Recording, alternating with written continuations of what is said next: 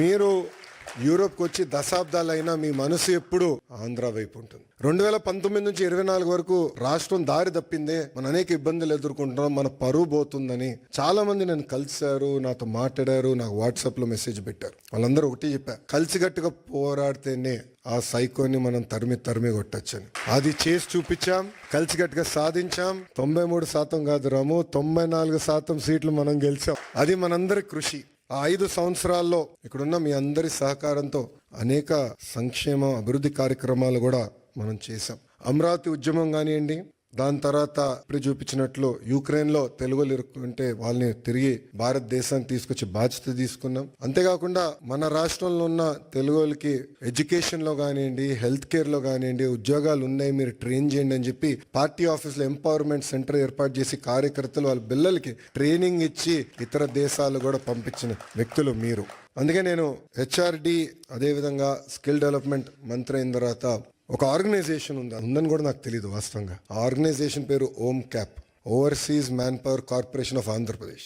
అదొకప్పుడు బాబు గారే blue collar workers అంటే construction workers middle ఈస్ట్కి వెళ్ళేదానికి ఒక ఆర్గనైజేషన్ ఉండాలని చెప్తే మేమందరం కూర్చుని చర్చించి బాబు గారితో కూడా చర్చించిన, లేదో అది బ్రాడర్ గా చేయండి, ఎక్స్పాండ్ చేయండి. ఇప్పుడు ఏదైతే మీరు ప్రెజెంటేషన్ చేశారో మన తెలుగు ప్రపంచం మొత్తానికి ఎట్లా ఎక్స్పోజ్ చేయాలి, ఆపర్చునిటీస్ ఎక్కడున్నాయి, అది ఒక భాగం అవుతే ఇతర దేశాల్లో ఉన్న తెలుగులు తలసరి ఆదాయం డబుల్ ఎట్లా చేయాలి, దానిపైన మీరు ఫోకస్ చేయండి ఆదేశాలు జారీ చేసిన వ్యక్తి గౌరవ ముఖ్యమంత్రి చంద్రబాబు నాయుడు గారు. అంటే ఆయన ఎప్పుడు కూడా మన గురించి ఆలోచిస్తారు, మన భవిష్యత్తు గురించి ఆలోచిస్తారు. తెలుగులు ఎక్కడున్నా అన్ని రంగాల్లో నంబర్ 1 ఉండాలనే లక్ష్యంతో ఆయన పనిచేస్తారు. ఇప్పుడే భరత్ అన్నట్టు గౌరవ ముఖ్యమంత్రి గారు రాజకీయాల్లోకి రాకుండా ఉంటే ఆయన ఈలాన్ మస్క్ ఆఫ్ ఇండియా అయ్యేవారు అని అన్నారు.